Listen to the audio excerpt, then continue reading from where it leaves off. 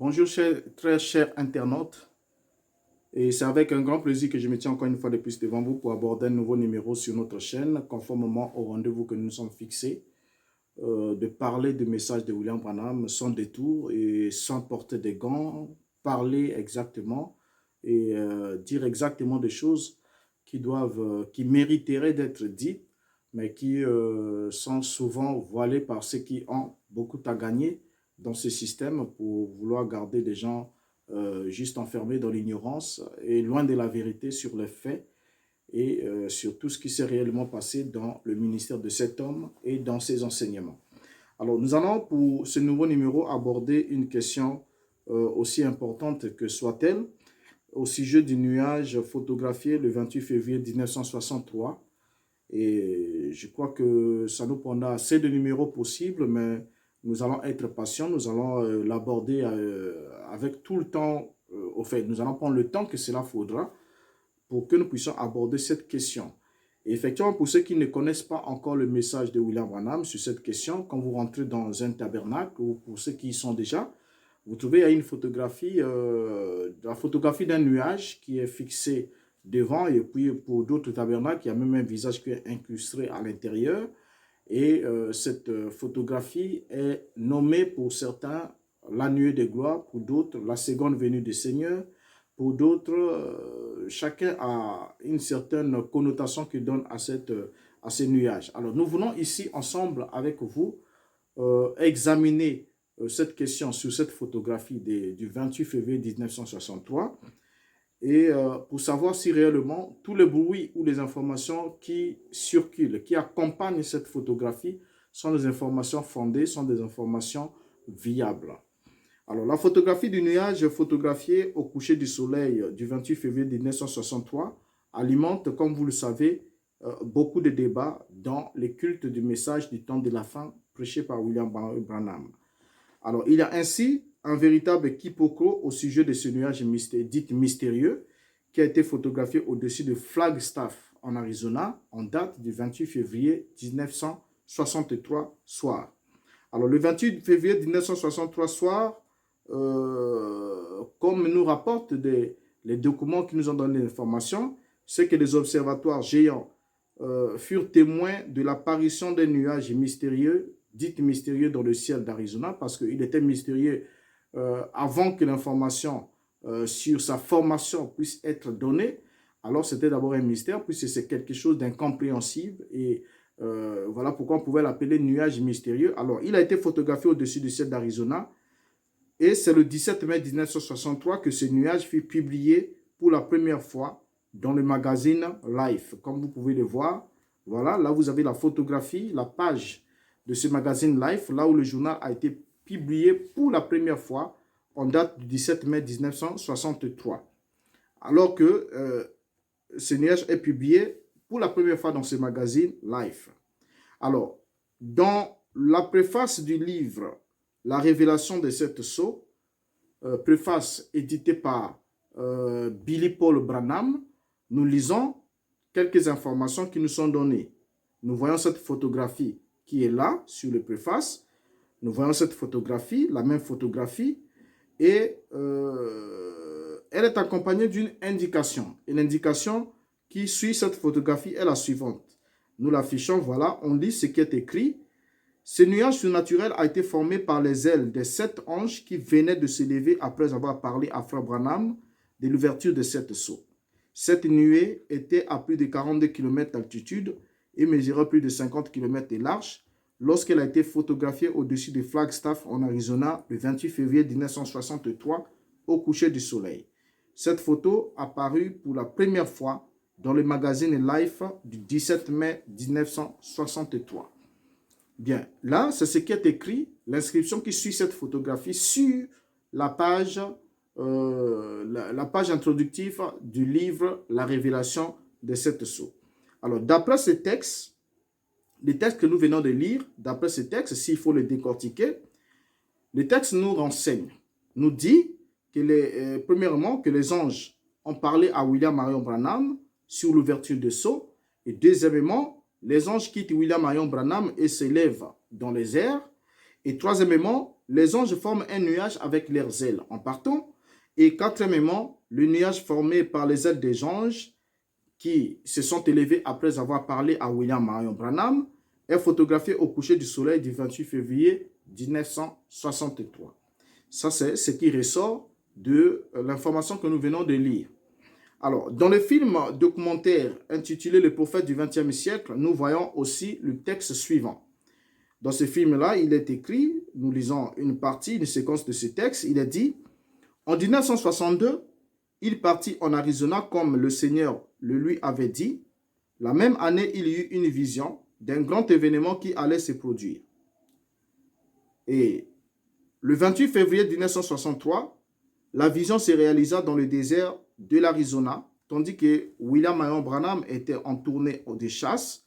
7 anges descendirent et William Branham reçut la commission de retourner en Indiana et de prêcher sur les 7 sceaux du livre d'Apocalypse.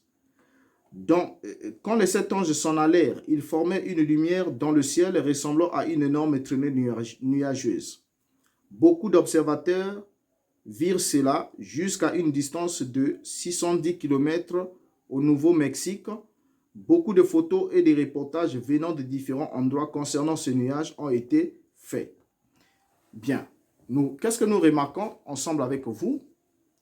Que ce film documentaire aussi va dans le même sens que le préface du livre sur les 7 sceaux, en précisant aussi quelques éléments qui sont les suivants. Si on peut retracer ce que nous venons de lire ici, on peut les résumer aussi en 5 points. Premier point, l'information qui nous est donnée nous informe, nous dit que William Marion Branham était en tournée de chasse. Premier élément. Deuxièmement, il nous a dit que les 7 anges descendirent et donnèrent une commission à William Marion Branham. Troisièmement, les 7 anges quittent William Marion Branham. Quatrièmement, en s'en allant, les anges formaient une lumière dans le ciel et ressemblant à une traînée nuageuse. Et cinquièmement, le nuage formé par les ailes des 7 anges est photographié à partir de plusieurs endroits différents. C'est l'information que nous donne 7 extraits descriptifs dans le documentaire dans le film documentaire que nous venons de lire. Alors, nous nous proposons alors ensemble avec vous de présenter la source qui est à l'origine de ce qui vient d'être exposé plus haut, à savoir les déclarations de William Marion Branham lui-même. Nous allons prendre les déclarations de William Marion Branham et nous allons comprendre que c'est lui, selon les informations qu'il a données, qui sont à l'origine des informations qui ont été condensées dans ces 2 informations que nous venons de lire, dans le livre La Révélation des 7 sceaux et dans l'extrait du film documentaire que nous venons de lire. Alors, cette histoire, cette aventure commence avec le récit d'une vision. Pourquoi est-ce que je l'appelle aventure? Vous allez le comprendre ensemble avec moi. Cette aventure commence avec le récit d'une vision que William Branham va avoir le 21 ou le 22 décembre 1962. Et quand William Branham reçoit cette vision, c'est en date du 23 décembre 1962 à Jeffersonville en Indiana que Branham dit qu'il avait eu une vision le jour précédent et qu'il avait vu 5 anges venant de l'ouest vers lui dans la forme d'une constellation pyramidale. Là, nous sommes en date du 23 décembre 1962. Nous allons le lire lui-même. Dans la prédication l'opprobre à cause de la parole, prêché le 23 décembre 1962, paragraphe 25 jusqu'au paragraphe, nous lisons le paragraphe 25 et le paragraphe 35 pour ne pas être trop long. Prenons le paragraphe 25. Il a dit ce qui suit. Tout ça, c'était encore dans la vision. Ce n'était pas, vous voyez, c'était dans la vision. Et puis, tout d'un coup, quand je me suis rendu compte que ils étaient autour de moi, je ne les voyais pas, mais j'avais été amené dans cette constellation sous forme de pyramide qu'ils formaient. À l'intérieur de cette constellation d'anges, de 5 anges. Et je me suis dit, eh bien, un ange de la mort serait seul. S'il y en a 5, c'est la grâce. Je pensais à ça et je me disais, oh, ils apportent mon message. C'est mon deuxième apogée. Ils m'apportent le message de la part du Seigneur. Et je me suis écrié de toutes mes forces, aussi fort que possible. Oh Jésus, que veux-tu que je fasse? Alors cela m'a simplement quitté. Paragraphe 35. Cette déflagration est la vitesse à laquelle ces anges sont arrivés comme ça, 5 anges en même temps, qui formaient une constellation comme un peu comme cette pyramide que j'ai dessinée ici. Ça avait l'air d'être, d'abord, on dirait que c'était, c'est vu de loin, cela semblait, on dirait, la couleur de colombe. Et il venait dans cette direction. Et en voyant,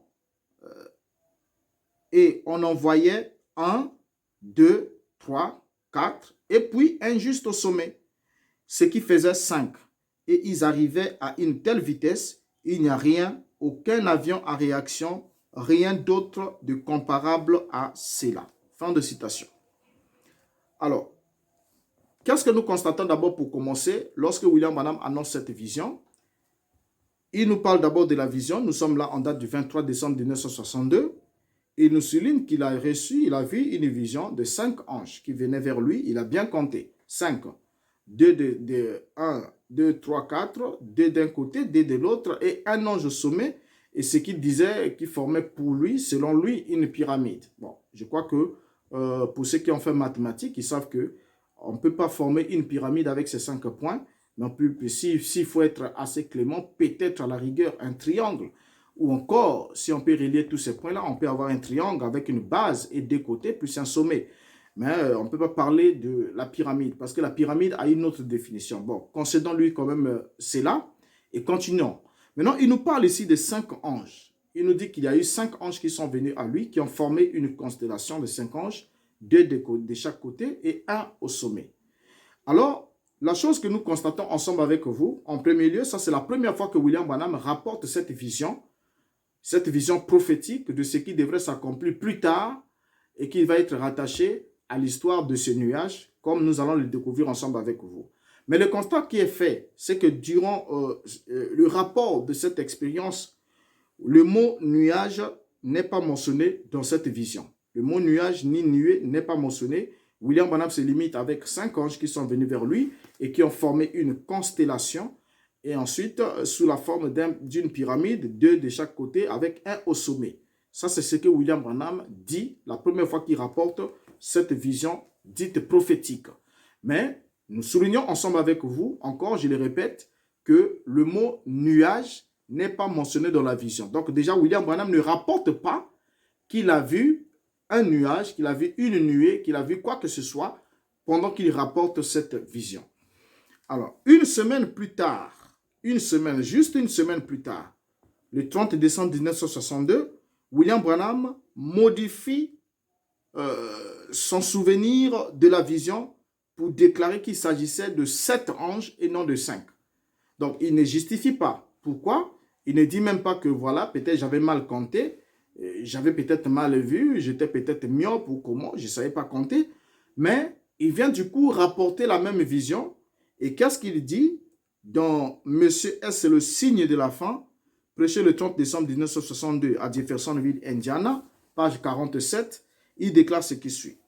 Eh bien, l'autre matin, cette déflagration qui m'a secoué jusqu'à ce que je m'élève dans les airs, aussi haut que ces bâtiments, et cette constellation d'anges, ces 7 anges en forme de pyramide, sans ces 7 tonnerres qui viennent, cela se pourrait-il? C'est entièrement interprété. Selon son rêve, c'est tout à fait fini. Page 48. Ne sachant rien à ce sujet, une déflagration se fit entendre. Et 7 anges sont venus de l'éternité. J'ai dit, Seigneur, Seigneur, que veux-tu que je fasse? Cela n'a pas été dit. Fin de citation. Donc, vous voyez que William Branham rapporte le même message, ou encore la même vision une semaine plus tard, mais seulement il modifie les informations parce qu'il voulait alors rattacher cela aux 7 tonnerres mystérieux. Et comme il voulait rattacher cela aux 7 tonnerres mystérieux du livre d'Apocalypse, alors il s'est rendu compte que parlant de 5 anges, ça ne peut pas marcher parce qu'il faut que j'associe ça à 7. il va alors faire passer le nombre des anges de sa vision du 23 de, excusez-moi, rapporté le 23 décembre. Il va faire passer ce nombre de 5 à 7. Alors déjà, on peut se poser la question de savoir, est-ce que William Branham attendait, parce que c'est la seule vision, attendait-il la descente de 5 anges ou attendait-il la descente de 7 anges? Parce que les deux visions, c'est lui qui les donne. C'est la même vision qu'il rapporte deux fois. La première fois, avec tous les détails, il nous parle de 5 anges, 5 angels. Et ensuite, la deuxième fois, il nous parle de 7. Alors, c'est clair. L'origine, alors, nous pouvons constater, comme je l'ai dit, que William Branham attendait rencontrer soit 5 ou 7 anges qui le raviraient dans une constellation pyramidale.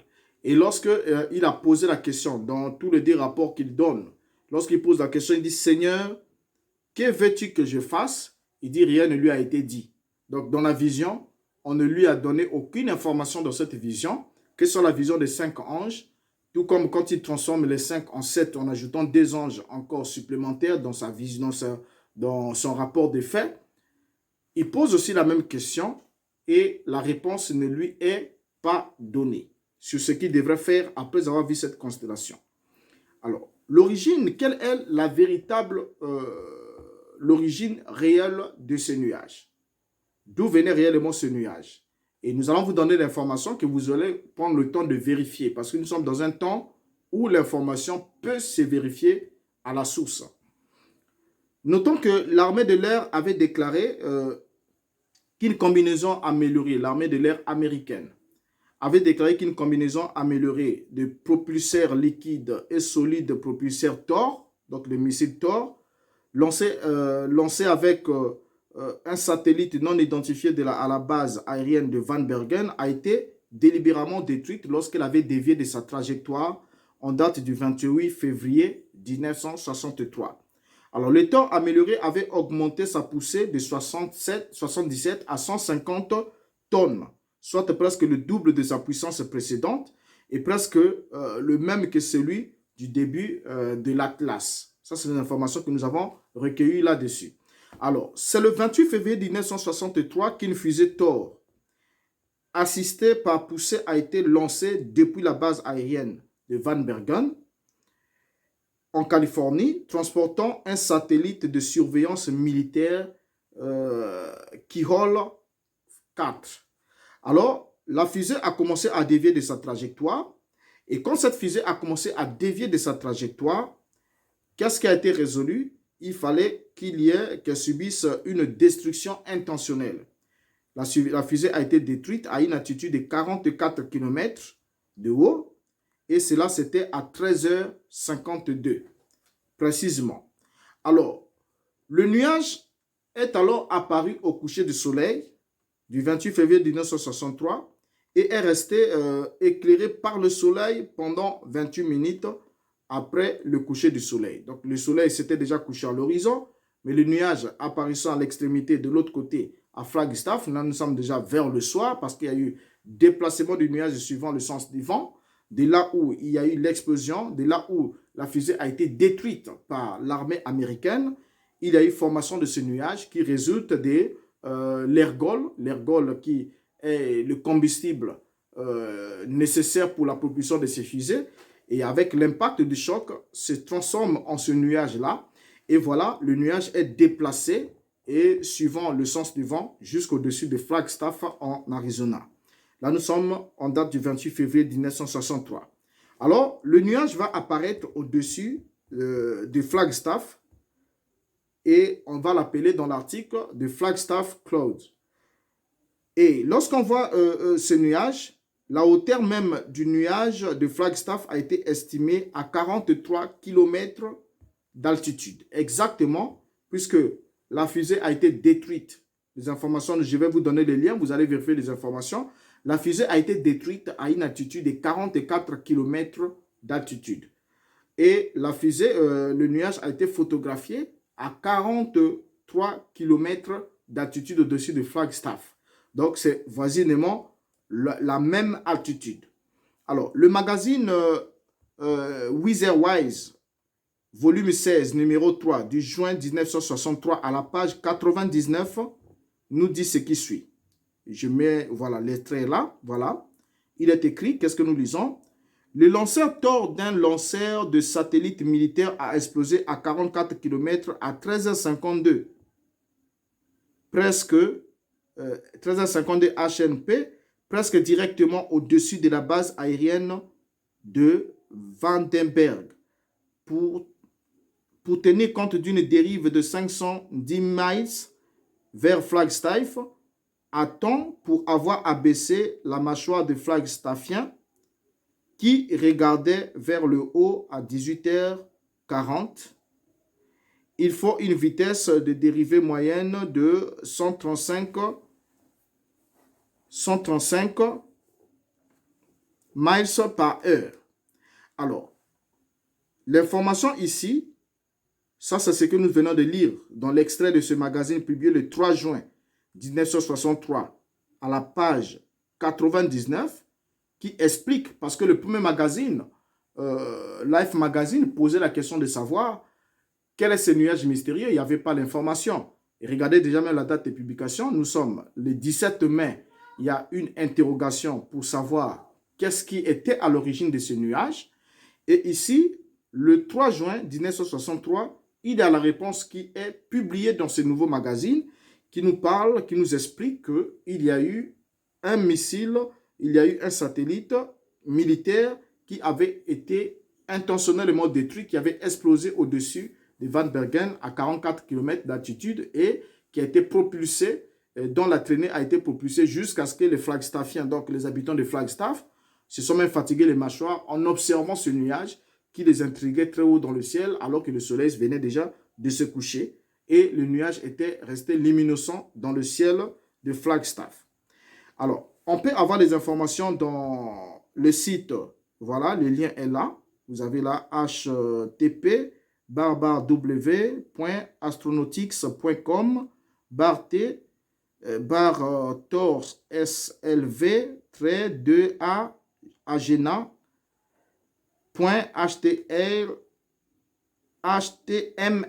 Voilà, le lien est là affiché. Et vous entrez dans ce lien, vous allez avoir les informations à la source concernant ce nuage, qu'est-ce qui s'est réellement passé. Et je vous mets ici l'extrait de l'information. Il nous a dit 1963, 28 février 1963, 21h48 minutes en temps universel. Lancement, site de lancement Van Bergen. Le complexe lancé, on donne les informations qui sont là, de la famille Thor, lancé, on a lancé un véhicule Thor, SLV-DA Agena D, et puis on nous dit faillure. Donc, il y a eu échec au stade U. Alors, les informations sont là, vous entrez dans ce site que je vous ai donné, vous recevez ces informations. Les informations ne sont pas classées secret défense, on peut les avoir sur l'échec de ces lancements ou la destruction intentionnelle de ces lancements, de cette fusée qui a été détruite en date du 28 février 1963. Alors donc, la roquette a été lancée, comme on nous stipule ici dans le document, à 21h48 GMT. Vous voyez?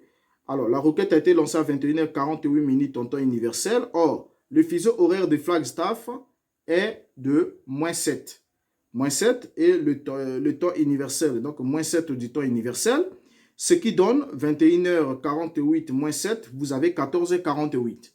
Donc voilà précisément à quelle heure il y a eu destruction selon les informations qui sont données ici dans ce document. Alors donc la roquette a été lancée exactement à 14h48 heure d'Arizona depuis la base aérienne de Van Bergen en Californie dans la comté de Santa Barbara. Et le voyage, remarquez déjà, là on vient de donner l'information concernant l'origine de ce nuage. Donc ce nuage était un nuage naturel formé à la suite de l'explosion d'un nuage, et de l'explosion plutôt d'une fusée, missile intentionnellement qui transportait un satellite, et puis comme il avait dévié de sa trajectoire et ne pouvait plus être contrôlé, l'armée avait décidé la destruction intentionnelle de cet engin spatial. Et c'est ce qui fut faite. Alors, continuons ensemble avec vous puisque nous sommes en train d'introduire pour poser les bases. Nous avons déjà compris que William Branham attendait dans une vision 5 ou 7 anges. Et ici, nous venons de donner l'origine scientifique en quelques éléments, en quelques mots. Il y a beaucoup de liens, beaucoup d'autres sources qui peuvent encore expliquer ça, éclairer cela. Nous pourrons vous donner encore d'autres informations dans les commentaires ou encore, si besoin est, faire une autre vidéo qui va nous illustrer encore davantage l'origine de ce nuage et comment est-ce qu'il est venu en formation. Alors, prenons un autre élément que nous allons compléter ici, c'est le voyage de chasse de William Branham, puisqu'il nous a dit dans les 2 commentaires que nous avons lus, dans le livre des Sceaux, comme le commentaire dans le film documentaire, il nous a dit dans le film documentaire que William Branham était au cours d'une partie de chasse, et pendant qu'il chassait avec ses amis, voilà, 7 anges sont venus vers lui, et ensuite, quand les anges lui ont donné le message pour aller ouvrir les seaux, les anges, en remontant, ont formé une constellation lumineuse, et cette constellation a été photographiée le 28 février 1963, alors que les anges repartaient au ciel après avoir parlé à William Branham. Alors, il est important que nous parlons de cette partie de chasse. William Branham était à Tucson, en Arizona, en date du 28 février 1963. Ça, c'est d'abord le premier élément que nous devons souligner ensemble avec vous. Pourquoi? Parce que déjà, à cette date, la chasse n'était pas encore ouverte.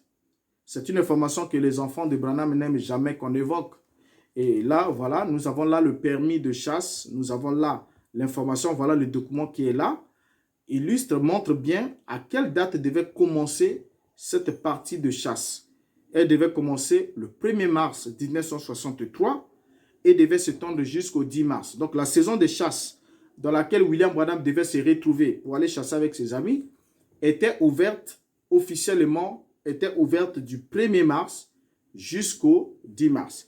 Donc, lorsqu'il y a l'incident du 28 février qui se passe, la chasse n'était pas encore ouverte. Et William Branham ne pouvait pas être à la chasse à ce moment-là. Mais je n'aimerais pas qu'on aille vite en besogne. Nous allons établir d'autres faits. Alors, William Branham était à Tucson en date du 28 février 1963 et non en Arizona. Selon le calendrier qui est même rendu public par sa fille Becky sur la route de Sunset, sa fille va rendre officiel l'agenda de son père.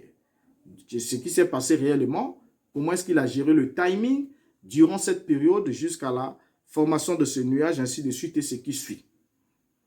Il nous est rapporté que le 3 mars 1963, William Branham a conduit de Tucson à Houston, au Texas. Il a conduit de Tucson, de Tucson à Houston, au Texas.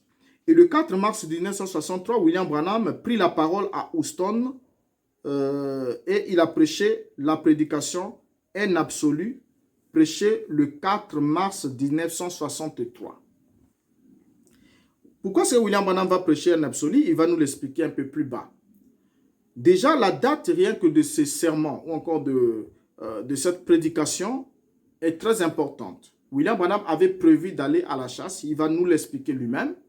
Il avait prévu d'aller chasser, mais il y avait des enfants qui avaient un problème avec la justice et qui devaient être condamnés. Alors, la Constitution des États-Unis demandait que le prédicateur pouvait organiser des réunions, ainsi de suite. Et si on obtenait certaines possibilités ou certaines faveurs, ça pouvait un peu influencer ou peser sur le jugement qui était rendu à propos de ces garçons-là.